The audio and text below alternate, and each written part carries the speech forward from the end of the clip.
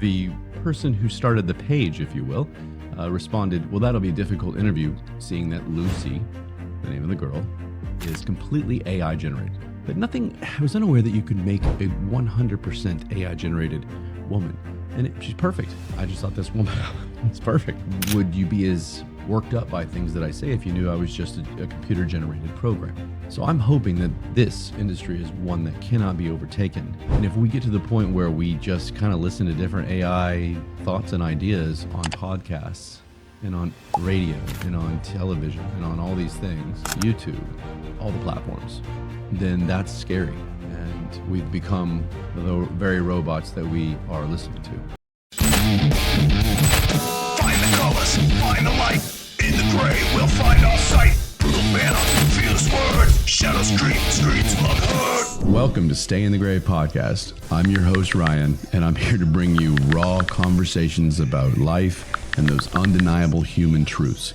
We dive into the chaos, one issue at a time, blending comedy, controversy, and the unexplainable. Get ready for transparent ideas straight from the gray areas where most answers are hiding.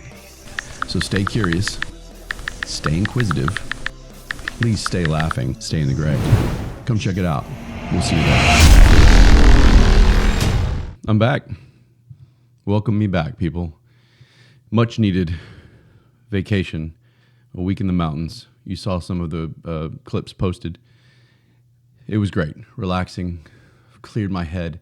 I have a fresh perspective on life, if you will. I'm going to go into some stuff today, and I've talked about it briefly before, and I'll lead off with a story about myself. So you can make fun of me. You can call me naive. My best friend calls me naive all the time to technology, to anything IT, computer related, and especially now with AI. So I've talked about AI before, but I'm going to do a little differently now. Because the other day, well, I take it back, longer ago than the other day, but I came across this profile of a lovely young woman on Instagram. And I'm a happily married man, but she was so gorgeous that I had to go and tell my wife because I felt guilty for looking at her. I felt every time I saw her, I was like, oh my God. And then she reached out and she would reply to some of the likes or the comments, or she'd, and there was discussion, and it was completely innocent, obviously, but it was still there. So I said, by the way, to my wife, I don't know who this person is, but you have nothing to worry about. And it turns out I don't have anything to worry about, because when I reached out to ask if she would come on the show to talk about what it was like to be an Instagram model and to make money on Instagram and to be sought after for being ridiculously hot, to her credit, the person who started the page, if you will, responded, well, that'll be a difficult interview, seeing that Lucy, the name of the girl, is completely AI generated. You obviously saw this coming because I prefaced it that we were going to talk about AI. However, I felt like an idiot. It was probably about a month where this woman's picture would come up, and obviously they were risque and they were all great, and turns out she's not even real. Now, I admire the art or the AI, the ability for AI to do this. Don't get me wrong, it's fun to look at, but at the same time, it's not the same.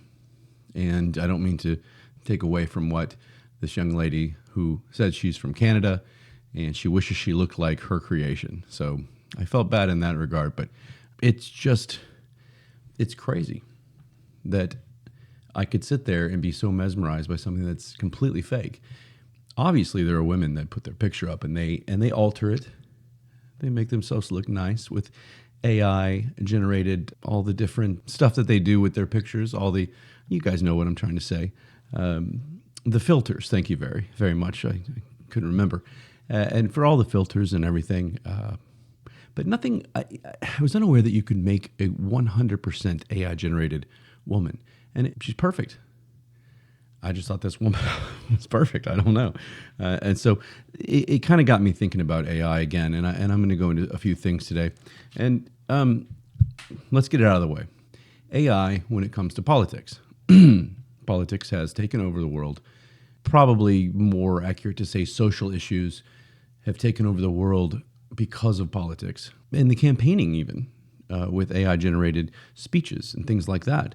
And there are stories that I had no idea about that now I'm looking. They're out there, and I never heard about them. But there's news and information being given, and all of it's AI. And it's crazy to me. So tell me that I'm silly for not knowing about these stories. Case number one was a Joe Biden phone call in New Hampshire that people were receiving. And this guy, Stephen Kramer, apparently, he's already been convicted.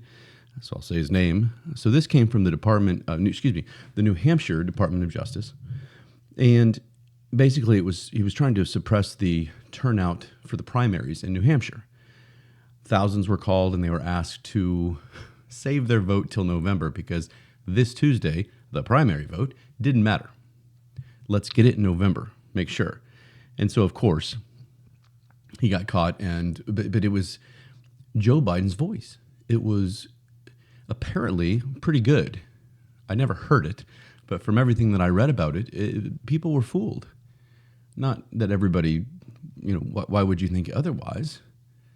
But we have to start thinking about it now, and that's what got me so excited to talk about this, because the possibilities are crazy and the possibilities are endless. And I tell you what, that's just one case. Second case, this is BBC that I was looking at. There was a Zelensky and a Putin, separate videos of these two leaders in a war currently. One of them, Vladimir Putin, who has been known as the aggressor, who's leader of Russia, in case you needed that information, calling for peace now. Oh, we're sorry. We didn't mean to do this. And obviously it wasn't Vladimir Putin. Vladimir Zelensky, the Ukrainian president, there's a video of him using AI where he's basically saying to all of his people, put down your weapons. We're going to surrender, which is not what he intended to do and still doesn't intend to do. And of course, everybody got all crazy and say, this is horribly done. How would anybody fall for this? Well, I guess a few people did, but the fact that everybody was so ready to jump on anybody that believed it was a little outlandish because it was that bad. But the point is it going to get better? Is it going to become more accurate? Are there going to be more and more and more and more of these to where people start believing it? And when you're across the world and you see something like this spread on social media, now apparently Meta and X and all of them, apparently YouTube took these down, which they should. I mean, if it's complete, especially with something like that. Now, where's the line with parodies and memes and videos and all that? Where's the line? And that's what you have to be careful of, because I definitely don't want free speech taken away, and I don't like censorship. But I suppose when there's an actual war going on and there are fake videos from the two leaders, maybe you should go ahead and use your authority to take care of that. So those are a couple cases, but I didn't even know about those, and that's what's crazy. So should it be allowed in politics? That's the question. How would it be monitored, though? That's my question.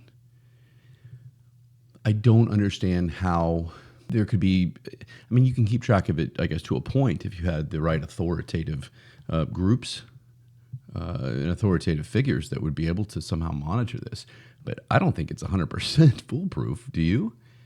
I don't know. So I don't know if this is the right question. I don't know if we can even ask if AI should be allowed, because I don't know if it can be monitored. But can you imagine the debates? I mean, fact checks are accurate and instant. First off, we would never get through a debate because both candidates, assuming that they're similar to the ones we've been having, are fudging the truth. I can't imagine that these days with fact checks that either candidate knowingly flat out lies. They might embellish, thinking that it'll slide by. And I think that's what happened a lot on both sides. Now, possibly with Joe Biden, there was a little mental, stuff going on there. I don't know for sure, but that seems to be the general consensus.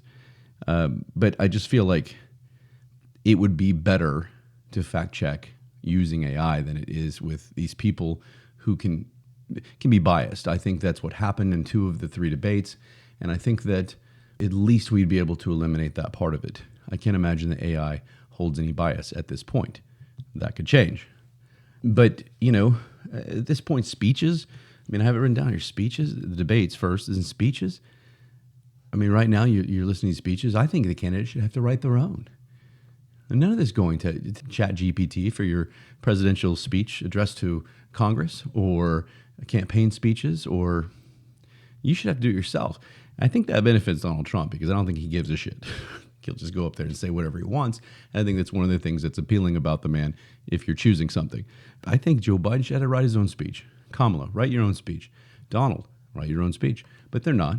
And at least there's a level playing field that everybody can use AI. But it's just not genuine. It's not sincere. And I think everybody knows that it's out there. And it's to the point where one of my really close friends, not long ago, we were in a disagreement, and he wrote, and he said, how did you feel about my response? Because I used ChatGPT to answer you.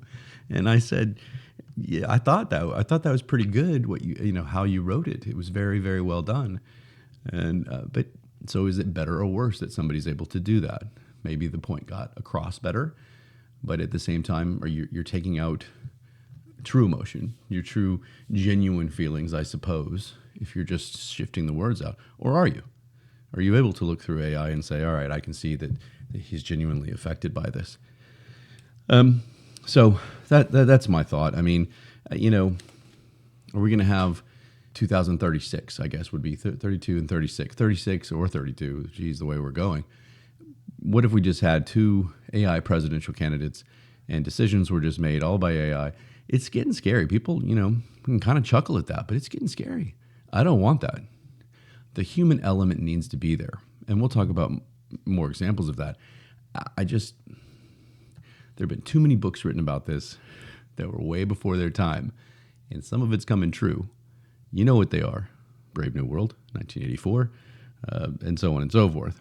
But how about the news? The news, I just realized, I don't know why I didn't think of this, but I don't know why I would have seen it, that China has already been delivering the news and government-approved information to be delivered by AI. The idea was, I guess 2018 was kind of the first one, I think, don't hold me to that, but the Xinhua News Agency in 2018, and the idea was that they wouldn't get tired. You wouldn't have, anchors that made mistakes. You would have just 24 hours a day, news stories and anything the government felt you should hear, which doesn't surprise me with the lovely country of China. But there was an example where they came on and they had an AI person just bashing one of the presidents of Taiwan, or the candidate, in order to help promote the other. And it was interesting to read about that. But, the issue I have with it when I looked at an example of it is it looks real. It looks like there's a person sitting there talking, but it still sounds robotic.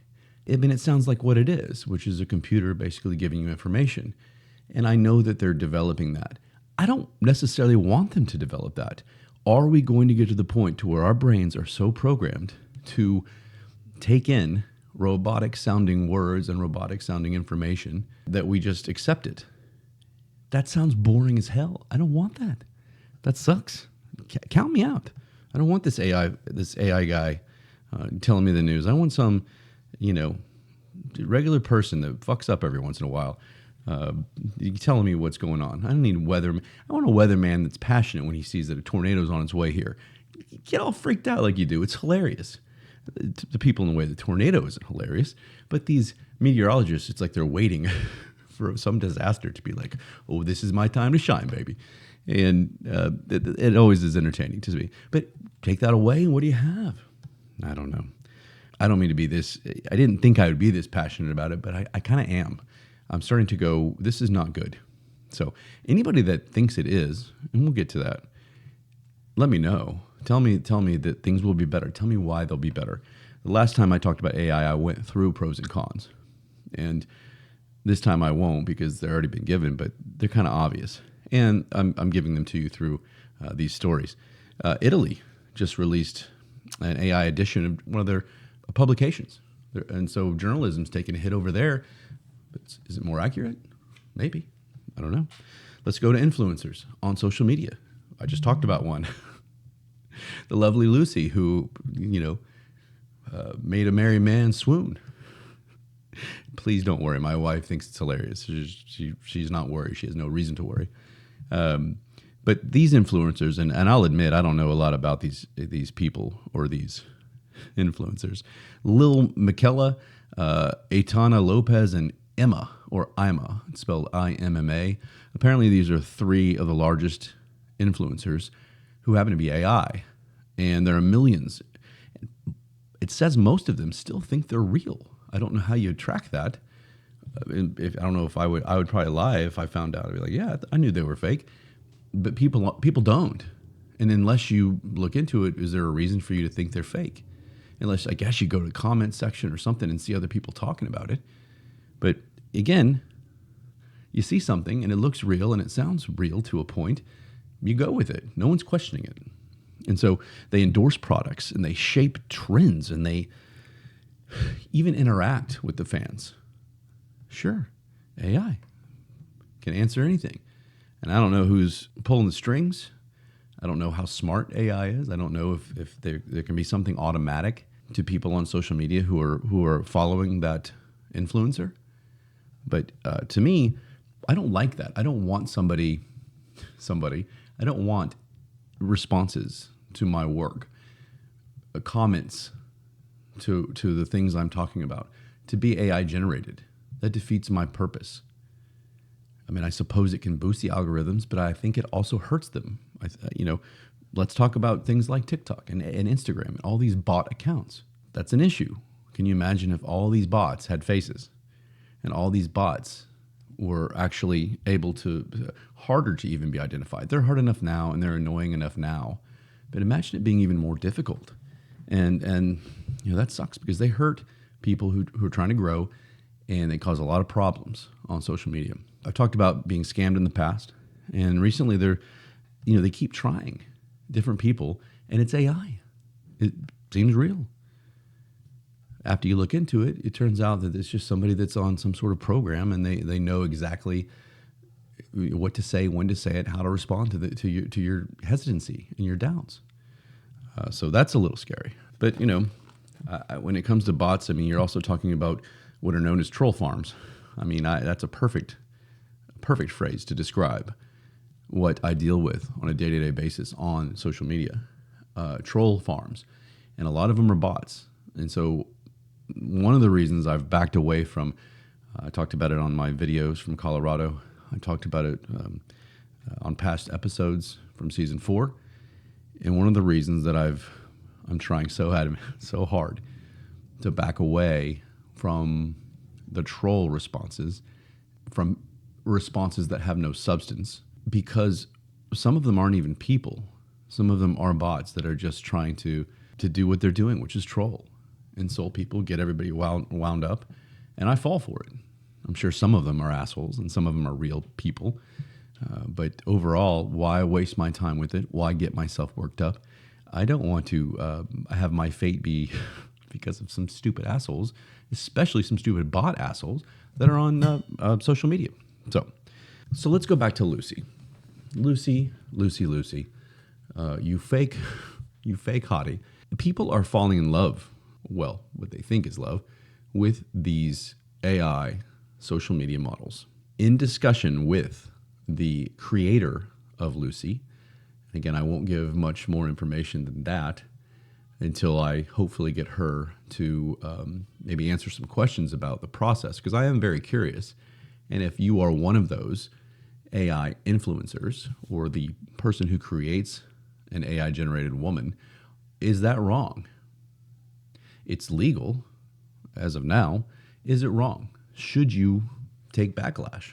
And these are the types of questions that I would love to ask her. But in a short conversation with that, she admitted to me that there have been men that have written to her and they were not happy. They were threatening her. They were, that's about it. They were threatening her. I mean, they were so mesmerized by this woman and the back and forth that this woman was giving to them that I don't know if they thought they had a chance with the beautiful Lucy or if they felt taken advantage of or betrayed or however. But I imagine you have to look out for that, and you have to be careful. These days, I don't know how somebody finds you, but you have to wonder. And so, to me, that was very interesting that people are taking it to that level, and of course they are. I don't know why I'm surprised. But some of these models, again, I'm using my quotes, models. These AI models are they have OnlyFans accounts or like similar platforms, like to OnlyFans, and they have these accounts where people are paying monthly fees to see AI generated women. I mean, I guess if people enjoy that, I mean, I don't, like I said, I don't mind looking at it. It's different to me than if she was a real woman, but people are paying, $10 a month to look at, I mean, it's almost like you're looking at some sort of cartoon. I mean, it's not. It looks very real, but it's not real. If any of you have a subscription to one of these, please let me know, because I'd love to interview you.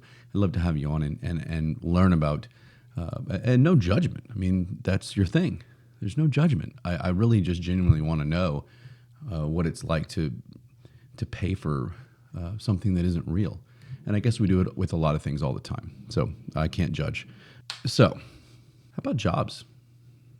I talked a bit about jobs before, so I'll do it quickly. But there are so many jobs. And as I look down a list of jobs that are being affected by AI, it just keeps going. You don't realize how many. It's like when you talk about a band that was popular, like, wow, they had this many hits. You just don't realize it. That's the same here. And I think it's ironic that in order to find out this information about jobs that are affected by AI, I am using ChatGPT to help me. So is that irony? I guess. So how about photographers and illustrators? Well, there's actually one first. I thought this was interesting, so I put it first. The Arizona Supreme Court actually uses AI to disseminate news regarding rulings and enhance the understanding for the everyday man or woman. And I thought that was interesting. So it's at a high level as well. But how about creative? It's similar to what I do and the things I enjoy. Photographers and illustrators being replaced by AI. Or is AI better at it? Maybe on the technical aspect of it. But where does that end? Do you miss having the human element? The biggest argument in sports would be in baseball or softball to have AI doing the pitch, the umpire's job, calling balls and strikes. A lot of people, traditionalists, really baseball enthusiasts, most of them that I've talked to do not want computer. It would make it accurate. Anytime you sit there and go, man, that ump was terrible behind the plate, or else maybe we would have won. You can't do that anymore. However, the human element of the game and the umpiring, the reffing, the part of the game is now taken away. And maybe it takes some of the passion for the game away as well. I don't know. What do you think? Should umpires be replaced by AI in baseball? Let me know. I mean, it's interesting, but all these are interesting. So in China, 70% of video game designers are gone. AI taken over. How about translators?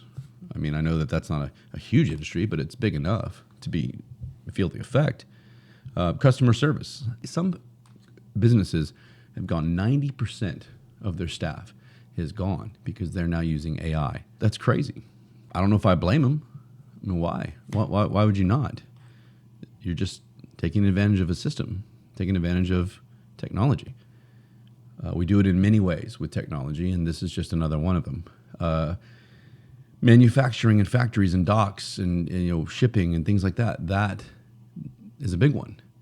That's a lot of different jobs in that field, and to replace a lot of that with AI, we'll feel it. The food service industry. Hello, I don't know what that was. Hello, drive-through restaurants. Again, you're becoming robotic. Instead of having somebody talking to you in a drive-through, they're getting it to where now you can just self-order and then go pick it up. In restaurants, they're getting to the point where they're putting those things down on the table now where you can order, you can pay, you can do all these things that were normally done by a waiter or waitress. Tips will be affected.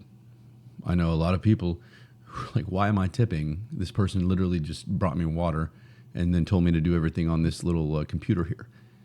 I don't disagree. And that's a problem for people that work in the industry. There's a bunch. Administrative roles, of course, retail, like all the checkout. You don't have anybody checking you out anymore. You're doing it yourself in the self-checkout.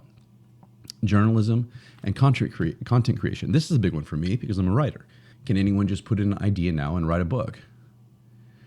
Will people be able to tell the difference? That's the big one. I hope so. I really hope that AI will not push out the creative minds when it comes to filmmaking, storytelling, novel writing, any type of creative writing. And that scares me. And maybe one of the main reasons that I'm against developing AI, I suppose, is the best way to put it. Legal services, finance, duh. I mean, we use calculators and all that shit all the time. I think that's okay. This is a little different. Government agencies, obviously we're going through a lot of that right now for different reasons in eliminating government roles. But this is another one that will add to that. Lastly, let's talk about what I do here, which is podcasts.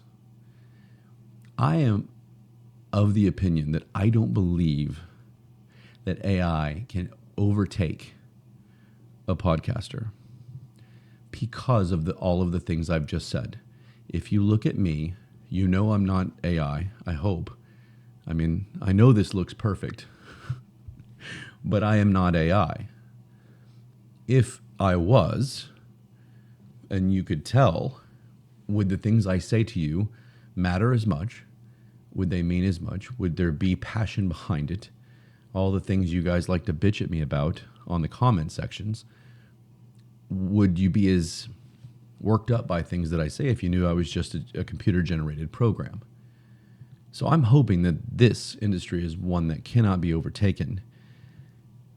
And if we get to the point where we just kind of listen to different AI thoughts and ideas on podcasts and on radio and on television and on all these things, YouTube, all the platforms, then that's scary. And we've become the very robots that we are listening to. So lastly, before I end this evening, I'm going to give you a few statistics that some of them weren't that surprising to me, and a couple were. And the Pew Research Center, PEW, in 2023 did a study, and 52% of Americans said they were concerned, more than excited, about the direction and the efficiency of AI.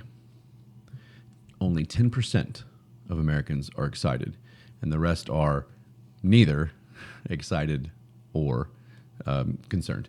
I love those polls that you take where it's like, you know, the middle is neither agree or disagree. Okay, well then why am I doing this goddamn question? Anyway, the Gallup Telescope Survey. First off, what the fuck is that? A telescope survey? That does not make me feel okay. Is there somebody with the telescope looking right now and surveying what I'm doing? Because according to this, 99% of Americans use AI-enabled products within a week's time. And 2/3 of those people don't even realize that they do it.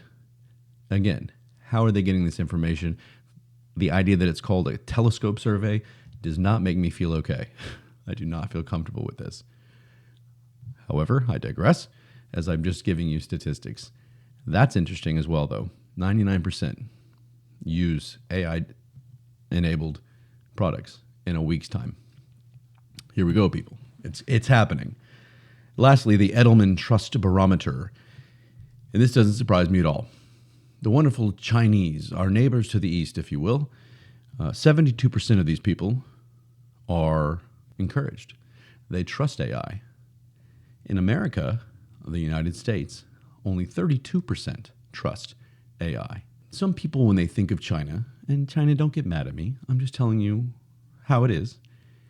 A lot of people think of China because of how many people are there and the fact that a lot of this technology is happening there, being invented there, created there. They're one of my examples with the news being driven by AI.